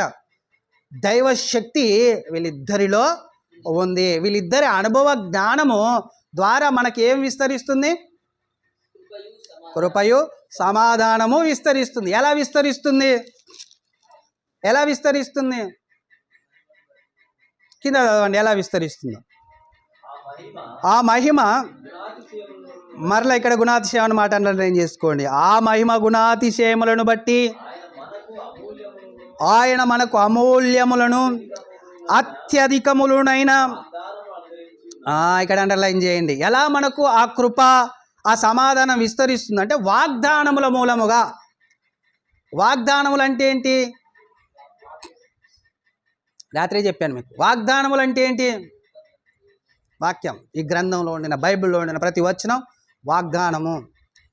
వాగ్దానం లాంటిది. దేవుడు మనకు ప్రామిస్ చేస్తున్నాడు, మీకు నేను ఏమిస్తానని దైవ శక్తిలో పాలి వాళ్ళనిగా నేను చేస్తానని వాగ్దానం చేస్తున్నాడు ఈ వాక్యాల ద్వారా. అలాంటి శక్తి ఇందులో ఉంది. దైవశక్తి ఈ వాక్యంలో ఉంది, స్వార్థలో ఉంది. దైవంలో నుంచి వచ్చే మాటలో, శబ్దంలో ఆ శక్తి ఉందండి. దాన్ని గ్రహించాలి. ఎలా మనకు ఆ కృప సమాధానం విస్తరిస్తుంది అయ్యా అంటే వాగ్దానముల ద్వారా, అంటే ఈ వాక్యం ద్వారానే మనకు విస్తరిస్తుందా. ఈ వాగ్దానముల మూలముగా మీరు తప్పించుకొని, ఎక్కడి నుంచి తప్పించుకొని? పైన చదువు. ఒక్క నిమిషం నేను చదువుతావు. అత్యధికములనైన వాగ్దానములను అనుగ్రహించి ఉన్నాడు. ఎందుకు అనుగ్రహించాడయ్య అంటే మరలా ఇక్కడ ఒక మాట చెప్తున్నాడు. దురాశను అనుసరించుట వలన లోకమందున్న భ్రష్టత్వమును ఈ వాగ్దాన మూలముగా మీరు తప్పించుకొని దేవ స్వభావమునందు పాలివారగునట్లు వాటిని అనుగ్రహించాను. ఈ వాగ్దానములను ఎందుకు ఇచ్చాడయ్యా అంటే ఒక రెండింటిని తప్పించుకోవాలి మీరు. ఒక రెండింటి నుంచి మీరు తొలగిపోవాలి. ఏంటి అయ్యే? దురాశ వలన ఏం కలుగుతుందట? భ్రష్టత్వం కలుగుతుంది. ఈ రెండిటి వలన ఏం పొందుకోలేకపోతున్నారు? సమాధానము, దేవుని కృపను పొందుకోలేకపోతున్నారు. కాబట్టి వీటిని వెళ్ళగొట్టడానికి వేటిలో పెట్టాడు? బలాన్ని, శక్తిని, దైవ శక్తిని దేంట్లో పెట్టాడంటే వాగ్దానములో పెట్టాడనమాట. ఆ వాగ్దానాలు సంవత్సరం ఇస్తున్న వాగ్దానాలు ఉన్నాయి చూడండి. అది కూడా మామూలు ఏం కాదండి. అది వాక్యమే కదా. ఆ వాక్యం వాగ్దానమే కదా. ఇది ఉన్న ప్రతి వచనం వాగ్దానం అంటే అది కూడా వచనమే కదా. ఆ వాగ్దానం ఎంతమందికి గుర్తుంటుంది? మనం ఇప్పుడు ఒక టక్కున చెప్పండి మీ వాగ్దానం ఏంటంటే ఎంతమంది చెప్పగలుగుతామండి? అంటే అర్థం ఏంటంటే మనకు దాన్ని మర్చిపోతున్నాం. అంత విలువైన ఆ వాగ్దానాన్ని, ఆ దైవశక్తితో కూడిన వాగ్దానాన్ని, ఆ వాగ్దానమే మనల్ని దైవశక్తితో పాలివాళ్ళని చేసే వాగ్దానాన్ని మనము నిర్లక్ష్యం చేస్తున్నాం. ఎంత నిర్లక్ష్యం చేస్తున్నాం అంటే అంత నిర్లక్ష్యం చేస్తున్నాం. మనకు తెలిసి నిజమండి, మీరు నమ్మట్లేరు. ఇంత ఖచ్చితంగా, ఇంత గట్టిగా దేవుని మాటలు రాయించాడు దేవుడు మనం వినడానికే. నిశ్చయతని, ఖచ్చితత్వాన్ని బైబిల్లో పొందుపరిచింది ఏంటంటే మనం వినాలి. భయంతో, వణుకుతో ఆయన వాగ్దానాలను పట్టుకొని ఆ రాజ్యాన్ని స్వతంత్రించుకోవాలనేది దేవుని యొక్క ఆలోచన అయ్యున్నది కదండి. ఈ వాగ్దానాలు మరి ఈ వాగ్దానంలో మనం ఎలా సంపూర్ణమవుతామయ్యా అంటే ఎలా అవుతుందని తెలుసా అండి? నేర్చుకోవడం బట్టి. ఎలా సంపూర్ణమవుతాం? నేర్చుకోవడం బట్టి. అందుకనే ప్రతిరోజు మీరు రండి, దేవుని వాక్యాల్ని మనం పరిశోధిద్దాము. దాని ద్వారా మనకి ఏమొస్తుంది? నేర్చుకునేది వస్తుంది. ఆ నేర్చుకుని మాత్రం వదిలిపెట్టొద్దని చెప్తున్నానా చెప్తలేనా? నేర్చుకొని ఏం చేయాలంటే అనుసరించాలి. వాగ్దానాల్ని తీసుకొని జోలో పెట్టుకుంటే ఏం ప్రయోజనం ఉండదు. లేకపోతే తీసుకొని బైబిల్లోనో లేకపోతే ఆ బీరువాలలోనో లేకపోతే సెల్ఫ్లోనో పెట్టుకుంటే ప్రయోజనం ఏమి ఉండదు. దాన్ని ఎత్తిపట్టి ప్రార్థించాలి కదా. నాకు ఈ సంవత్సరం మీరు చేసిన వాగ్దానం అయ్యా, దీన్ని ఎలా నెరవేరుస్తావో నీ చిత్తం నెరవేర్చుకో అని మనం ప్రార్థన చేయాలి కదా. అంతేకాకుండా ఆ వాగ్దానం నీకు అర్థం కాదు. అది ఎందుకు ఇచ్చినో తెలియదు, ఎలా ఇచ్చాడో తెలియదు. అది మరలా యాడికి వస్తే తెలుస్తుంది. వాగ్దానాలన్నీ ఉన్న స్థలంలోనికి వచ్చి అసలు ఈ వాగ్దానం ఏందో అనేది తెలుసుకునే ప్రయత్నము చేయాలి. అదే నేర్చుకోవటాన్ని బట్టి ఆ వాగ్దానం మనకు సంపూర్ణతలోనికి తీసుకెళ్తుంది. లేకపోతే ఆ వాగ్దానము వ్యర్థమైపోతుంది. నేర్చుకోవడం చాలా ప్రాముఖ్యమైనది క్రైస్తవులు. ఈ దేవత్వం గురించి తెలియకపోవడానికి కారణం ఏంది? ఈ దినంలో క్రైస్తవుల కంటే నేర్చుకోలేకపోతున్నారు. మాకంతా తెలుసు అనే భ్రమలో ఉంటున్నారు. నేర్చుకోవాలి. ప్రతి వచనం విడమర్చి దాంట్లో ఉండిన తాత్పర్యం, దాంట్లో ఉండిన ఆంతర్యం, దాంట్లో ఉండిన దేవుని గుణాతిశయాలు, దేవుని లక్షణాలు, దేవుని స్వభావాలు, దేవుని నిత్య శక్తి ఎలాగున దాగుందో వాటిని అన్నిటిని వెలికి తీయాలి. వెలికి తీసి అమ్మ దేవా అని సమలాంచుకోవాలి మనల్ని మనం. అర్థమవుతుందా మీకు? ఏమైనా అర్థమవుతుందా? మీ మనసు ఇక్కడనే ఉందిగా. వాక్యం మీద ఉంటేనే అర్థమైద్ది ఈ సబ్జెక్టు, లేకపోతే అర్థం కాదు. దైవత్వం యొక్క లక్షణాలను మనం వెతుకుతున్నాం బైబిల్లో. దైవత్వంలో సర్వసంపూర్ణత నివసించాలి. వాళ్ళని మనం దేవుడని ఆపాదించాలి, వాళ్ళని మనం గౌరవించాలి, వాళ్ళని మనం పూజించాలి, వాళ్ళని మనం ఆరాధించాలి. ఆరాధించుల్లో కూడా 2 రకాలు ఉన్నాయని చెప్పాను నేను. ఎలాగున్నా క్రీస్తు ద్వారా దేవుణ్ణి ఆరాధించడం ఒక రకమైతే, రెండవది వాక్యాన్ని ధ్యానించడం, వాక్యాన్ని పరిశీలించడం, వాక్యాన్ని బోధించడం, వాక్యం కొరకు నడవడం, వాక్యం కొరకు ప్రయాసపడడం, వాక్యం కొరకు కష్టపడడం, ఇవి కూడా ఏంటి? ఆరాధించడం, పూజించడమే. ఆరాధన గురించి, పూజించడానికి గురించి ఉదాహరణ కూడా రాత్రి మీకు చెప్పాను. ఎవరినైనా మనం ఆరాధిస్తున్నామంటే పిచ్చి పట్టిన లెక్క ఆనబడి తిరుగుతాం. ఎవరినైనా మనం పూజిస్తున్నామంటే మన హృదయంలో ఎవరినైనా కొలువై ఉన్నారంటే వాళ్ళ గురించి వర్ణిస్తాం, వాళ్ళ గురించి మనం వివరిస్తాం, వాళ్ళనే మనం తలుచుకుంటుంటాం. వాళ్ళలోనే మన భ్రమ అంతా వాళ్ళే. పూజించడం, ఆరాధించడం అనే పదాలకు వర్తించే ఇవన్నీ. అంటే యేసుక్రీస్తు ద్వారా తండ్రిని ఆరాధించాలి. ఈ వాక్యం ధ్యానించడం ద్వారా క్రీస్తుని కూడా మనం మయంపరిచి ఆరాధించడం అనే పదాన్ని చాలా పెద్దగా హైలైట్ చేసేసి అది దేవునికి ఒక్కడికే ఆపాదించవలసిన. ఎన్నో రకాలుగా ఆరాధిస్తారు, ఎన్నో రకాలుగా ఆరాధన చేయొచ్చు. యేసుక్రీస్తు ద్వారా తండ్రిని ఆరాధించవచ్చు, వాక్యం ద్వారా క్రీస్తుని కూడా ఆరాధించవచ్చు అనేది మనము నేర్చుకుంటున్నాము కదండి. ఇప్పుడు మనకు అర్థం కావాల్సింది ఏంది? ఏమర్థమైంది ఇక్కడ? వాగ్దానాల మూలముగా మనము దైవశక్తిలో పాలివార్లు అయ్యేటట్లు చేశాడు. అంటే అర్థమైందంటే మనకి ఏముందని చెప్తున్నాడు ఆయన? మనలో కూడా దేవత్వం ఉంది. మనలో కూడా ఏముంది తెలుసా? దేవత్వం ఉంది. కానీ మనం దేవుళ్ళంగా ఎందుకుగా? 2 పదాలు మనకు ఆపాదింపబడవు. ఏంటి ఆ పదాలు? అదృశ్య లక్షణం కాదు, మనము నిత్య శక్తి కాదు. కాబట్టి మనం ఏం కాము? దేవుళ్ళం కాలేం, ఇప్పుడు కాలేం. కానీ దేవుళ్ళు ఏకమయ్యే స్థితి మనకి ఇచ్చాడు. ఎలా ఇచ్చాడంటే వాగ్దానముల మూలముగా దైవ శక్తిలో మీరు పాలివాళ్ళు కావాలి. దైవశక్తిలో పాలివాళ్ళు అవునట్టు వాగ్దానంలో మనకి ఇచ్చాడు దేవుడు. కానీ మనం మాత్రం ఇప్పుడు దేవుళ్ళం కాదు. దేవుడు అంటే నిత్య శక్తి, ఎప్పుడు ఉన్నవాడై ఉండాలి, ఎప్పుడు ఉన్నవాడై ఉండాలి, అణువాడయి ఉండాలి. కాబట్టి ఈ దురాశ దుష్టత్వాన్ని తొలగించుకొని ఆ భక్తిలో అనుభవ జ్ఞానం పొందుకొని మనము దైవశక్తిలో పాలివాళ్ళు అవ్వాలంటే నేర్చుకోవాలి. ఇది బాగా గుర్తుపెట్టుకొని, నేర్చుకునే అనే పదాన్ని ఒకసారి మీ మనసులోని తీసుకోండి. ఇప్పుడు మనం ఒక వచనంలోనికి వెళ్తున్నాం. కొలస్సీ పత్రిక 2వ అధ్యాయం 6 నుంచి 9 వచనాల్లో మనం కొన్నిటిని ధ్యానిద్దాం. కొలస్సీ పత్రిక 2వ అధ్యాయం 6. కావున మీరు ప్రభు అయిన యేసుక్రీస్తును అంగీకరించిన విధముగా ఆయన యందు వేరుపారిన వారై ఇంటి వాళ్ళే కట్టబడుచున్నారు. ఎన్నో వచనము? 6వ వచనం. ఎన్ని చదువుతున్నాం చూడండి. కావున మీరు ప్రభు అయిన క్రీస్తు యేసును అంగీకరించిన విధముగా. అంగీకరించిన అంటే అర్థమైంది? విశ్వసించిన అని అర్థం. అంగీకరించిన విధముగా క్రీస్తు యేసును మనం అంగీకరించాం. ఎలా అంగీకరించామంటే విశ్వసించాం. మనం ఏమని విశ్వసించాము? దేవుడి కుమారుడు ఆయన అని విశ్వసించాము. అంతేకాకుండా ఆయన ఏమని అంగీకరించాలి? అద్వితీయ సత్యదేవుడు అయిన నిన్ను నువ్వు పంపిన యేసుక్రీస్తుని ఎరుగుటే నిత్య జీవం అన్నాడు కదండి. యావని ఎరగాలి, అంగీకరించుట లేకపోతే విశ్వసించుట దేవుని కుమారుడే. మరి ఎరగటం ఎలా?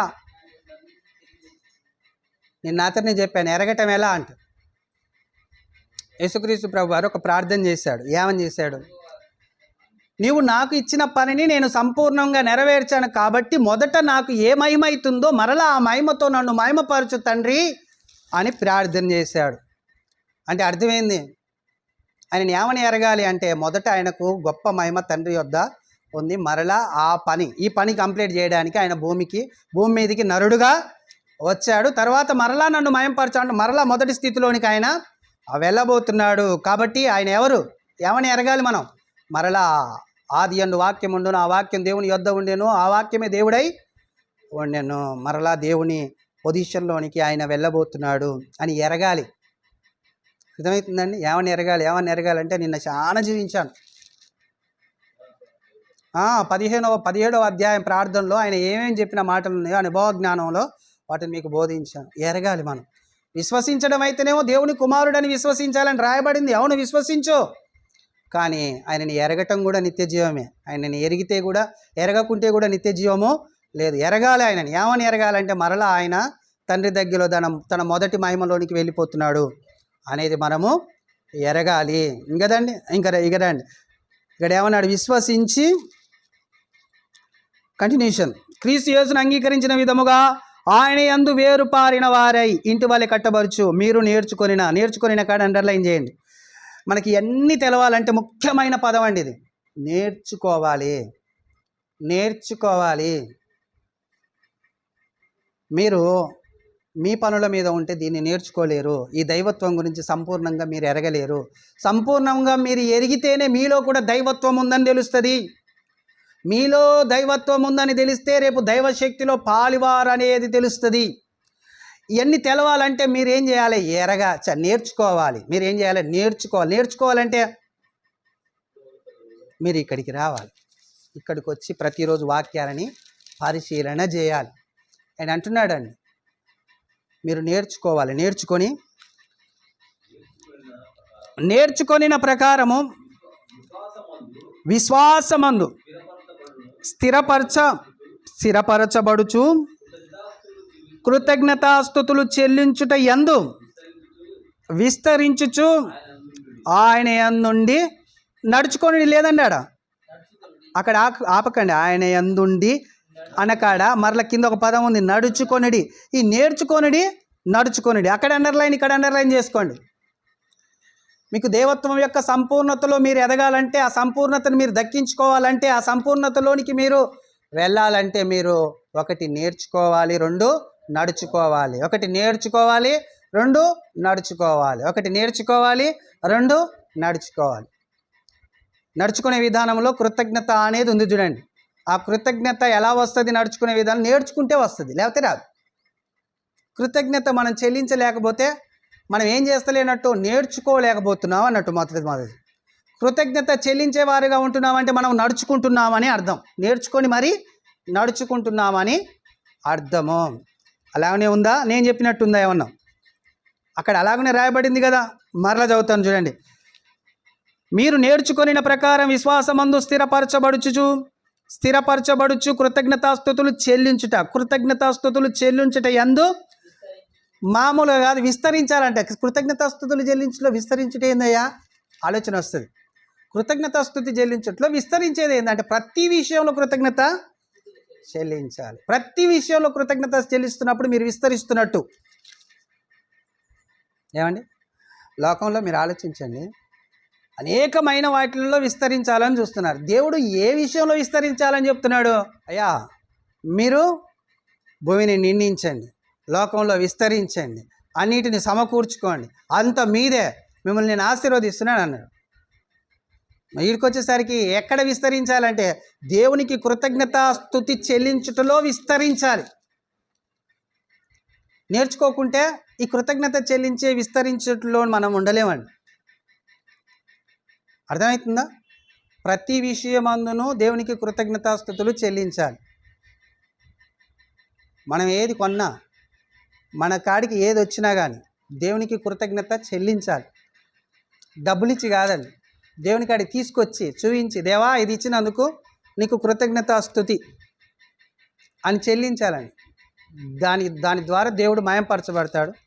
మీరు విస్తరిస్తున్నట్లు, మీరు ఫలిస్తున్నట్లు, మీరు అభివృద్ధి పొందుతున్నట్లు, లేకపోతే విస్తరించినట్లు. విస్తరించలేదంటే మీరు నేర్చుకోవట్లేరు. మీరు నేర్చుకోవట్లేరంటే మీరు నడవలేరు అని అక్కడ అర్థం ఇస్తుందన్నమాట. ఇంక కొంచెం కిందికి రండి. అయితే 8వ వచనంలో చూడండి.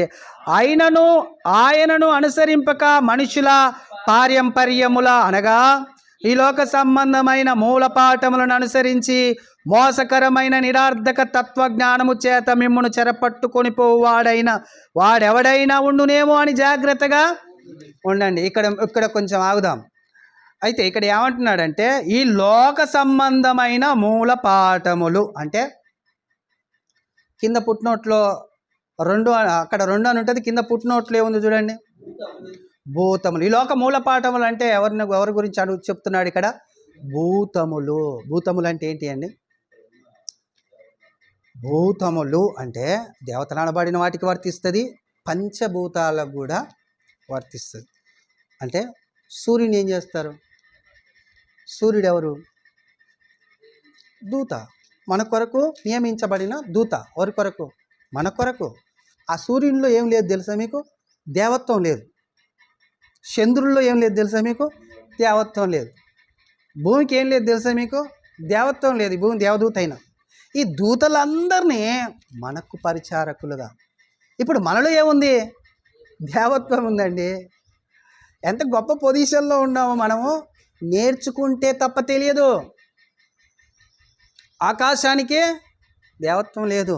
ఆకాశంలో కనబడుతున్న చిహ్నాలకు దేవత్వము లేదు. భూమి మీద కనబడుతున్న చిహ్నాలకు దేవత్వం లేదు. ఆకారాలకు ఏదైనా కానీ, ప్రకృతిలో ఉండిన దేనికైనా కానీ దేవత్వం లేదు. ఎవరికి ఉంది ఈ భూమి మీద ఈ సృష్టిలో అంటే మనిషికి ఉంది, దేవుని కుమారునికి ఉంది, నీకుంది. నీకు కూడా ఎక్కడుంది తెలుసా ఈ భూమి మీద?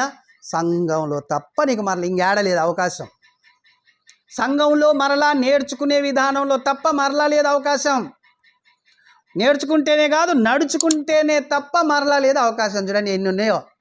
దేవత్వం నీలో ఉందని తెలుసుకోవాలంటే, నీలో దేవత్వం ఉందని గ్రహించాలంటే ఇవన్నిటిని మనము తెలుసుకోవాలి. అది ఆ వాక్యానుసారంగా నడుచుకుంటున్నప్పుడు నువ్వు దేవత్వం కలిగి ఉన్నట్టు. అర్థమవుతుందా? ఈ భూతాలకు దేనికి, పారంపర్యాచారాలకు, ఈ భూతాలకు ఏటికి మీరు నమస్కారం చేయడానికి, వాటిలో దేవత్వం ఉందని మీరు అనుసరించడానికి వీల్లేదు అని చెబుతూ ఇంకొంచెం కిందికి రండి. అయితే ఎవడైనా ఏం చేస్తారటనండి, మూలపాఠములను అనుసరించి మోసకరమైన నిరార్థక తత్వజ్ఞానం. ఇదేంటిది? మూలపాఠములు అన్నాడు, తత్వజ్ఞానం అన్నాడు. తత్వజ్ఞానం అంటే అర్థమైంది, హేతువాదం అంటే మీకు మంచిగా అర్థం కావాలంటే సైన్స్. తత్వజ్ఞానం అంటే సైన్స్. సైన్స్ ఎలాంటిది? దాన్ని ఏమో ప్రేమిస్తారు, ఏమో గౌరవిస్తారు. మీకు ఒకటి తెలుసా? సైన్స్ తెలుసుకున్న వాళ్ళు దేవుడు లేదంటారు, సైన్స్ని గొప్పగా ఎంచుతారు. కానీ ఆ సైన్స్ ద్వారా ప్రయోజనం ఏముందయ్యా అంటే, మొన్నకైనా బాగా జ్ఞానం వచ్చేసి ఒక రోబోని తయారు చేశారు. ఆ రోబో ఏం చేయాలి? పని చేయాలి. సైన్స్ ద్వారానే కదండి అది తయారు చేసింది, పని చేయాలి. కానీ ఈ రోబో ఏం చేసింది తెలుసా? ఎవరిని కొడతాని పోయింది. అందుకని ఆయన ఏమంటున్నాడు, నిరార్థకమైన ఈ తత్వజ్ఞానం అంటున్నాడు. ఈ తత్వజ్ఞానంలో ఏముంది? నిరార్థకం ఉంది, అంటే వ్యర్థం. అది అటు మూలపాఠంలో భూతాలు వ్యర్థమైపోయాయి, ఇటు తత్వజ్ఞానము వ్యర్థమైపోయేది. కాబట్టి మీరు దేవత్వం పోలిన వారైతే దేవుని గురించి, దేవుని శక్తిని గురించి, అదృశ్య లక్షణాలను గురించి నేర్చుకొని నడుచుకొనుడి అంటున్నాడండి. అక్కడ నేర్చుకొని ఎవరికి చెప్తున్నాడు తెలుసా? ఇది కొలస్సి సంఘానికి చెప్తున్నాడు. కొలస్సి సంఘంలో ఉన్న వాళ్ళు ఎలాంటి వాళ్ళు అనుకుంటున్నారు? ఏథెన్సులో ఉన్న వాళ్ళేమో చక్కదనాల బొమ్మలను చేసి ఈ తెలవడని దేవుడని ఆరాధించేవాళ్ళు. అర్థమవుతుందా? అంటే వాళ్ళు కల్పనా కథల వలన, ఈ బొమ్మని ఇలా చేస్తే ఇందులో దేవత్వం ఇంకా ఉట్టిపడుతుందిరా, ఈ బొమ్మని ఇలా చేస్తే ఇందులో దేవత్వం ఇలా ఉట్టిపడుతుందిరా అని అనుకుంటూనే, చేస్తూనే, నిర్మిస్తూనే మళ్ళీ ఈ లోలో మాకు తెలియదని రాసిరు. అలాంటి దాన్ని చదివిన పరితాపం పట్టలేక, అయ్యా ఇందులో దేవత్వం లేదని చెప్పిండు అక్కడ. మరి ఇక్కడికి వచ్చేసరికి వీళ్ళు హేతువాదులు, దేవుడు ఉంటే చెప్పేసాయి, దేవుడు ఉంటే నిరూపించేసాయి. సూర్యుడు కనబడుతున్నాడు, మేము మొక్కుతాం. దేవదూతలు కనబడుతున్నారు, మేము మొక్కుతాం. సైన్స్ నిజం, దాన్ని మేము మొక్కుతాం, అది గౌరవిస్తాం, దాన్ని మేము ఆరాధిస్తాం అని అంటున్నారు. కానీ దైవత్వం క్రీస్తులో ఉంది అంటే ఎవరు నమ్ముతారు? ఎందుకంటే ఎట్లా నమ్ముతాం మేము? దైవత్వం ఆయనలో ఉందని ఆయన కనబడ్డాడు కదా,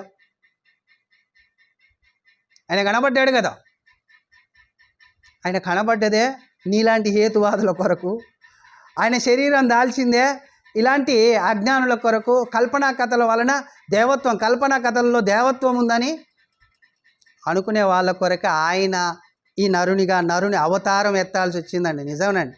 యేసుక్రీస్తులో ఉండిన దైవత్వం ఎలాంటిదంటే, ఆయన దేవుని స్వరూపి అయి ఉండి మనిషిగా పుట్టాడని ఉంటుంది. చూడండి, ఒక వచనం మనం ఫిలిప్పీ పత్రిక 2వ అధ్యాయం 6వ వచనం. ఆయన దేవుని స్వరూపము కలిగిన వాడయుండి దేవునితో సమానముగా ఉండుట విడిచిపెట్టకూడని భాగ్యమని ఎంచుకోలేదు కానీ, విషయారండి, మనుషుల పోలికగా పుట్టి ఏ స్వరూపము? దాసుని స్వరూపం ఎత్తిండి. ఈయన ఏ స్వరూపి? అసలుకి దేవుని స్వరూపి అండి. చెప్పాను కదా, 4 లక్షణాలు వస్తున్నాయి, మీరు క్యాచ్ చేయాలి. గుణాలు, లక్షణాలు, అలాగనే స్వభావము, అలాగనే తత్వము, ఈ 4టిని క్యాచ్ చేయాలని చెప్పాను. ఇక్కడ ఏముంది? దేవుని స్వరూపి అయి ఉండి మనుషుల పోలికగా పుట్టి, ఇంకా ఏ స్వరూపాన్ని ఎత్తాడినా? దాసుని స్వరూపం. ఎందుకు ఎత్తాల్సి వచ్చింది? అంతే కదా అండి. ఈ తత్వజ్ఞానం ఉన్నవాడు హేతువాది ఏమంటున్నాడు? దేవుడైతే ఇలాంటి లక్షణాలు ఉండాలి, దేవుడు ఏడు చూపించు నాకు అంటున్నాడు. అన్నప్పుడు అక్కడ కొలసి పత్రికలో ఇక గట్టిగా మాట్లాడుతున్నాడు. చూడండి, ఇక ఒక మాట అక్కడ కొలసి పత్రిక 2వ అధ్యాయం 9వ వచనం. ఏలయనగా దేవత్వం యొక్క సర్వ పరిపూర్ణత శరీరముగా క్రీస్తునందు నివసించుచున్నది. నాయన చాలు అయ్యా, హేతువాదులారా, అయ్యా చమత్కార కల్పన వలన బొమ్మలను చేసుకొని, విగ్రహాలను చేసుకొని మొక్కే మనుషులారా, మీ అందరికీ నేను చెప్పేది ఏందో తెలుసా? దేవత్వం యొక్క సర్వ సంపూర్ణత ఎవరిలో ఉందో తెలుసా? క్రీస్తులో ఉంది. మన టైటిల్ ఏంది? క్రీస్తు దేవత్వంలో సంపూర్ణత ఉందా, లేకపోతే దేవత్వంలో ఉండిన సంపూర్ణత అనే టైటిల్ పెట్టుకొని మనం వాక్యం చదువుతున్నాం. ఇక్కడ ఏమని తెలుస్తుంది? దేవుని రాయించాడండి. ప్రతి లేఖనం ఎలాంటిదట? దైవావేశం వలన కలిగిన లేఖనము అని చెప్పాడు. అంతేకాకుండా ఒక మనిషి ఊహను బట్టి కలిగినవి ప్రవచనాలు కావు. దేవుడు తన ఆత్మ ద్వారా ప్రేరేపించి మనుషుల చేత మాట్లాడించాడు, రాయించాడు. ఈ మాటల్ని గుర్తుపెట్టుకొని వచనాలను చదవాలి ఎవరైనా కదండి. ఈ మాటలను గుర్తుపెట్టుకొని వచనాలను చదివితే దేవుణ్ణి గౌరవించినట్టుంటుంది, దేవుణ్ణి తెలుసుకున్నట్టుంటుంది, మనుషులను కూడా గౌరవించి మనం ముందుకు పోతున్నట్టుంటుంది. లేకపోతే ఇటు కాకుండా అటు కాకుండా అయ్యే ప్రమాదము చాలా ఉన్నాయండి. చాలామంది ఈ లోకంలో యేసుక్రీస్తుని దేవుడుగా కాకుండా చూయిస్తున్నారు. ఈ వచనాలనే, కొన్ని వచనాలను తీసి ఈయన దేవుడు కాదు తెలుసా, ఈయన దేవుడు కాదు తెలుసా. ఈయన ఎంత ఖచ్చితంగా చెప్తున్నాడు చూడండి. దేవత్వం యొక్క సర్వ సంపూర్ణత అంటే అర్థం ఏంటి? ఇప్పుడు మనం ముందు చదివిన మొత్తం అదృశ్య లక్షణం ఉంది ఆయనలో, దైవశక్తి ఉంది ఆయనలో, దేవ స్వభావం ఉంది ఆయనలో, దేవుని గుణములు ఉన్నాయి ఆయనలో, దేవత్వం ఉంది ఆయనలో, అన్ని లక్షణాలు సంపూర్ణంగా అంట. మరలా మామూలుగా కాదు. సర్వసంపూర్ణత, సర్వసంపూర్ణత, సర్వసంపూర్ణత ఆయన శరీరంలో నివసిస్తుంది. ఆయన శరీరం కూడా చాలా గొప్పదండి, మనలాంటి శరీరం కాదని మీకు చాలాసార్లు చెప్పాను. ఆయన రక్తము, ఆయన దేహము మనిషిలో నుంచి ఒక మనిషిలో పెరిగింది కాదు, దేవునిలో నుంచి ఒక మనిషిలో పెరిగిన దేహము, రక్తము ఆయన. మరియమ్మ రక్తం యేసుక్రీస్తు. మరియమ్మ రక్తం అంటే ఎట్లా అయ్యిద్దండి? ఇంకోటి తెలుసా? కణం, రక్త కణంలో నుంచి ఒక మనిషి ఉద్భవిస్తాడు. మరి ఆ కణం ఒక పురుషుల్లో నుంచి స్త్రీలోనికి తీసుకోవాలి. అది అలాంటప్పుడు ఇప్పుడు దేవునిలో నుంచి వచ్చిన కణం ద్వారానే యేసుక్రీస్తు ప్రభువారు పుట్టాడు. అది ఏ కణం? రక్త కణమే. ఆ కణాన్ని దేవుడే వేసాడు మరియ గర్భంలో. అర్థం కావట్లేదు లోకానికి. ఆయన దేహం మనలాంటిదైతే మనకు అసలు పాప విమోచనే లేదు. ఆయన రక్తం మనలాంటిదైతే మనకు పాప విమోచనే లేదు. కాబట్టి ఆయన సర్వసంపూర్ణత క్రీస్తుగా నివసిస్తుంది. సర్వసంపూర్ణత క్రీస్తులో నివసిస్తుంది. అందుకనే నేను కొన్ని టైటిల్స్ మాట్లాడానండి, మన యూట్యూబ్ ఛానల్లో ఉన్నాయి. ఏమని తెలుసా? యెహోవాయే దేవుడా, యేసుక్రీస్తు దేవుడు కాదా అనే ఒక అంశాన్ని మాట్లాడాను. క్రీస్తు క్షయుడా అక్షయుడా అనే టైటిల్ని మాట్లాడాను. కుమారుడు అంటేనే నిత్య జీవమా, కుమారునిలో లేదా నిత్య జీవం అని మాట్లాడాను. ఒక 3-4 సబ్జెక్టులు. తండ్రి అనే మాట యేసుక్రీస్తుకు వర్తించదా? ఏ కోణంలో తండ్రిగా చూడాలంటే ఆత్మీయ కోణంలో. ఇప్పుడు మామూలుగా నాకు పాఠాలు నేర్పేవాడిని ఆత్మీయ తండ్రి అంటాం మనం. ఆయన ఆత్మీయ తండ్రి అని అనొచ్చు ఆయనని అనేటట్లు కొన్ని వచనాలను తీసి ఒక టైటిల్ నేను ఇచ్చి మాట్లాడిన 4 సబ్జెక్టులు మన ఛానల్లో ఉంటాయి. యేసుక్రీస్తుని తక్కువ చేసి మాట్లాడుతున్న వారు అవి వింటే చాలా మంచిగా ఉండు, కానీ వినరు. మాకు అంతా తెలిసిపోయింది, నాకు చాలా తెలుసు, మీకే ఏది తెలియదు అనేటట్లు ఉన్నారు అన్నమాట కదండి. ఇప్పుడు అర్థం ఏం కావాలి మనకు? సర్వసంపూర్ణత క్రీస్తులో నివసించుచున్నది, ఆయనలో నివసించుచున్నది సర్వసంపూర్ణత. కాబట్టి ఆయన దేవుడు కాదు అనే ఆలోచన అసలుకి రాకూడదు అని అర్థం అన్నమాట కదండి. అర్థమవుతుంది ఇంతవరకు? మీకు అర్థమైందిగా. నేను 10 నిమిషాలలో ముగించడానికి ప్రయత్నం చేస్తాను. ఒక 10 నిమిషాలలో ముగిస్తాను. ఇంతకు ఈయన నిత్య శక్తి అన్నాం కదా, యేసుక్రీస్తుని నిత్య శక్తి అని ఆయన అంటే ఇలాగ పేతురు పత్రికలోనే మనం పాయింట్అవుట్ చేసాం. అది యేసుక్రీస్తు ప్రభు వారికి తండ్రికి వర్తించింది. శక్తి, దైవశక్తి అన్న నిత్యశక్తి అన్న ఒకటే. దైవశక్తి అన్న నిత్యశక్తి అన్న ఒకటే. దైవశక్తి ఎలాగున మనం ఆలోచన చేయాలంటే ఒక వచనాన్ని చూద్దాం మనం. హెబ్రీ పత్రిక 13వ అధ్యాయం మీద వచ్చినాం. హెబ్రీ పత్రిక 13వ అధ్యాయం మీద వచ్చినాం. యేసుక్రీస్తు ఆట చదవాలి. యేసుక్రీస్తు నిన్న నేడు ఒక్కటే రీతిగా ఉన్నాడు. అవును, యుగ యుగములకును. అండర్లైన్ చేసుకోండి. అంటే అర్థం ఏందండి? నిత్యశక్తి. ఇది నిత్యశక్తి, మామూలు శక్తి. నిన్న నేడు ఒక్కటే రీతిగా ఉన్నాడు, యుగ యుగములకు కూడా ఒక్కటే రీతిగా ఉంటాడు అని చెప్పి అవును ఆమెను అన్నాడని లేదు అక్కడ? అన్నాడని లేదండి? అంటే నిత్యుడా ఆయన కాదా? నిత్యుడు అనేది మనము అర్థం చేసుకోవాలండి. నిత్యుడు అనడానికి ఆ వచనం చాలు, ఇంకా పెద్దగా అవసరం లేదు. అసలు పాయింట్ అవుట్ ఎక్కడ అయింది తెలుసా? యేసుక్రీస్తు పాయింట్, యేసుక్రీస్తు దైవత్వం ఉండిన దైవశక్తి లేకపోతే నిత్యశక్తి అని ఎక్కడ పాయింట్ అవుట్ అయ్యిద్ది అంటే ఆ యోహాను సువార్త 1వ అధ్యాయం 1వ వచనంలోనే అయిపోద్ది. అయినా కానీ ఇంకా అది కాదు, 1 వచనం 2 వచనాలే అనుకుంటే మనము ఇంకా కొన్ని చూపిస్తున్నాను అనమాట నేను. అయితే మనకు బాగా అర్థం కావాల్సింది ఏంటంటే, మనము కొలస్సీ పత్రిక 2వ అధ్యాయము 9వ వచనంలో ఒక మాట ఉంది. ఫస్ట్ మాట ఏలయనగా అని ఉంటుంది అక్కడ. ఏలయనగా అంటే అర్థం ఏందండి? ఎందుకు అని అర్థం. కింద మాట ఎందుకు అలా రాయించాడని అర్థం. అర్థమవుతుందా మీకు? ఏమని రాయించాడు? దేవత్వం యొక్క సర్వ సంపూర్ణత క్రీస్తులో నివసిస్తుంది, శరీరముగా నివసిస్తుంది అని చెప్పాడు. అంటే ఎందుకు నివసిస్తుంది ఆలోచించాలి కదండి. కొన్ని మాటల్ని పైన ఉంటాయి అర్థాలు, కిందని ఆనించి అటు కిందికి చదువుకుంటూ పోతే అర్థం కాదు. పైన ఏం చెప్పబడ్డాడో అది ఏలయనగా ఆయనలో ఇది నివసిస్తుంది. ఎందుకు నివసిస్తుంది అని అడిగితే ఇప్పుడు రండి ఎందుకు నివసిస్తుందో మనం చెప్దాం, మనకు అర్థమైద్ది. కొలస్సీ పత్రిక 1వ అధ్యాయం 14వ వచనం, ఆ కుమారుని యందు మనకు విమోచనము అనగా పాపక్షమాపణ కలుగుతున్నది. అక్కడ చూడండి, ఆయన అదృశ్య దేవుని స్వరూపి అయి బాగినాలే సర్వ సృష్టికి ఆది సంభూతుడై ఉన్నాడు కదా. ఏలయనగా ఈయనలో సర్వ సంపూర్ణత ఎందుకు నివసిస్తుంది? ఈయన శరీరంలో అంటే అదృశ్యుడు కాదుగా, ఈయన దృశ్యుడు కదా, ఆయన దేవుడు కాదుగా. అంటే అసలు ఎందుకు? కారణం ఏంటంటే ఆయన ఆది సంభూతుడు, దేవుని స్వరూపమై ఉన్నాడు. ఎందుకు కావాల్సి వచ్చిందో ఇక్కడి నుంచి కొంచెం ఉంటుంది. ఆ కొంచెం మ్యాటర్ నేను చదివి ముగించడానికి ప్రయత్నం చేస్తానండి. ఆయన అదృశ్య దేవుని 15వ వచనం, ఆయన అదృశ్య దేవుని స్వరూపి అయి సర్వ సృష్టికి ఆది సంభూతుడై ఉన్నాడు.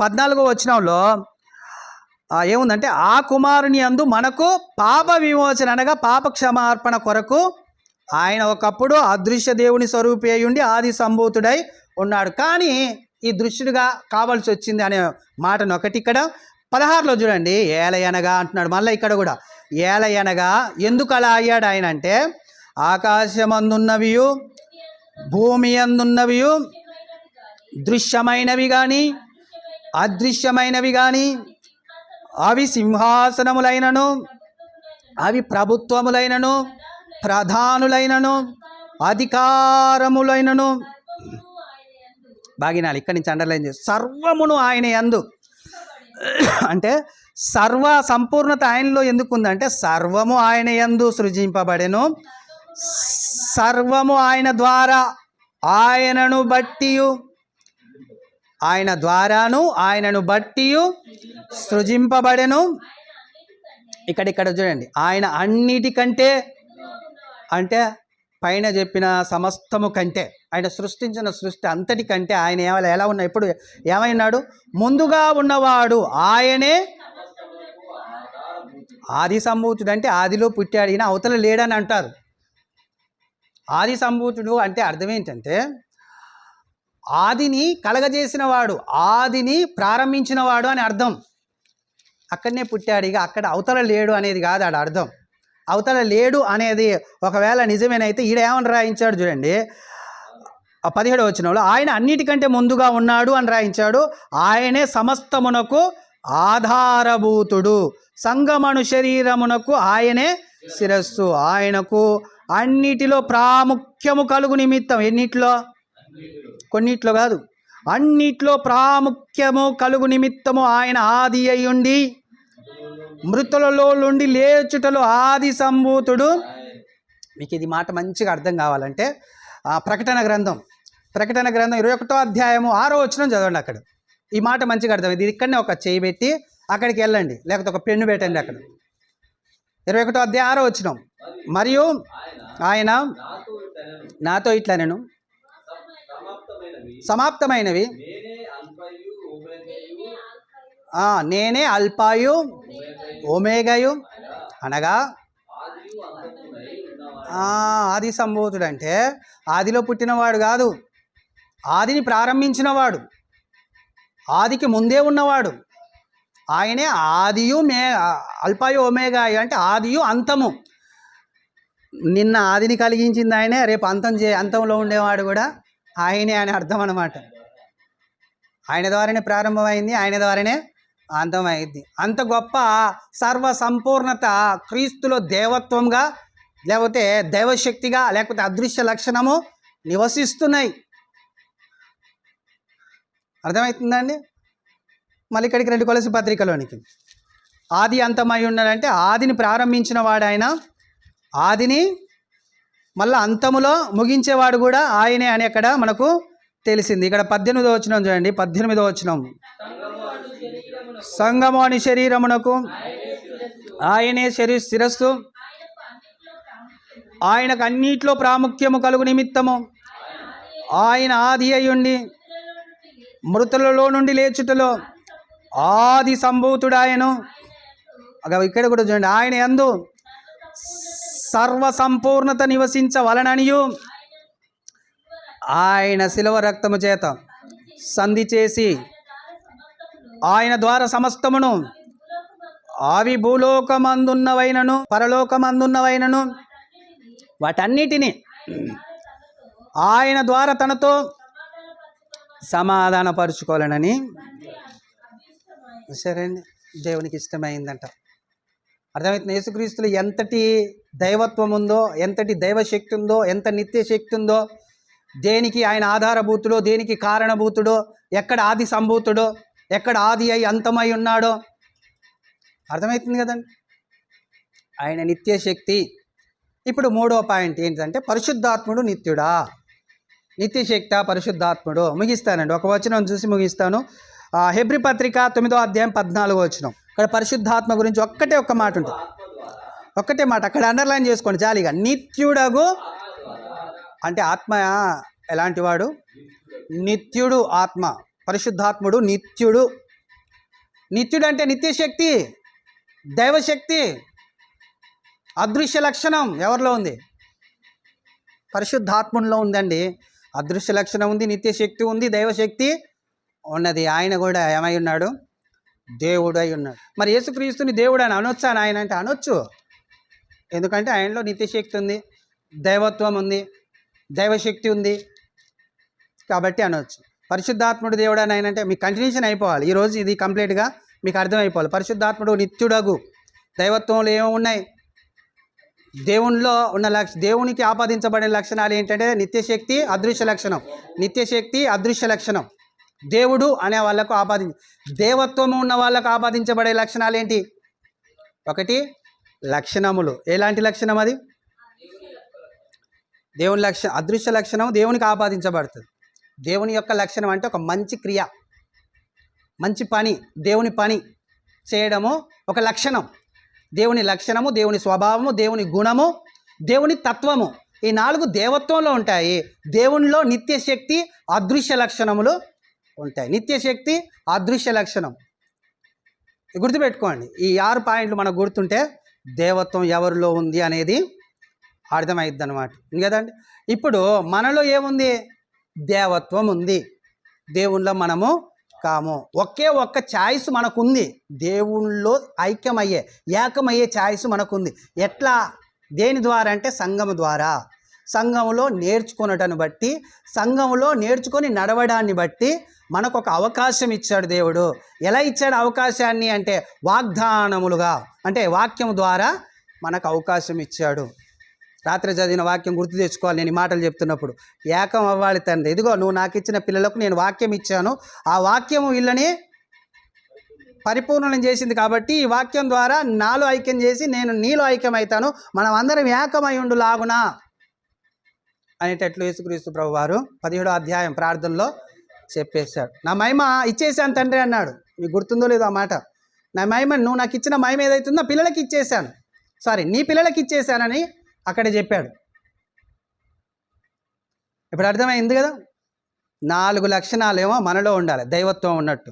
2 లక్షణాలు ఏమో దేవునికి ఆపాదించబడి, ఆ 2 లక్షణాలు ఎవరిలో ఉంటే వాళ్ళని దేవుడని మీరు పూజించండి. ఎవరిని అడగవలసిన అవసరం ఏమీ లేదు. ఒకటి అదృశ్య లక్షణము, రెండవది నిత్య శక్తి, దైవశక్తి ఉండాలి. నిత్యశక్తి అన్న దైవశక్తి అన్న ఒకటే. కాబట్టి దేవత్వంలో సంపూర్ణత క్రీస్తు శరీరముగా కనబడడాన్ని బట్టి లేదని అన్నారు. ఆయన కనబడకుండా ఉండడానికి, అంటే ఈ శరీరం దాల్చడానికి కారణమే మనమై ఉన్నాం కాబట్టి అక్కడ దాన్ని కొట్టేయాలి, ఆ శరీరాన్ని కొట్టేసి ఆయన కూడా నిత్య శక్తి, దైవత్వము, దేవత్వం యొక్క సర్వ పరిపూర్ణత క్రీస్తులో పరిశుద్ధాత్మలో దేవునిలో నివసిస్తుంది, మనలో నివసిస్తలేదు. ఎందుకంటే మనం నిత్యశక్తి కాదు, అదృశ్య లక్షణం మనము కాదు. ఈ రెండింటిని జ్ఞాపకం చేసుకొని ముందుకు కొనసాగుదాం. ఇంతవరకు అర్థమైంది కదా మీకు? అర్థమైతే దేవుడి మాటలు దీవించి మన హృదయంలో ఉంచును గాక. ప్రార్థన చేసుకుందాం. అందరి తలలో ఉంచండి.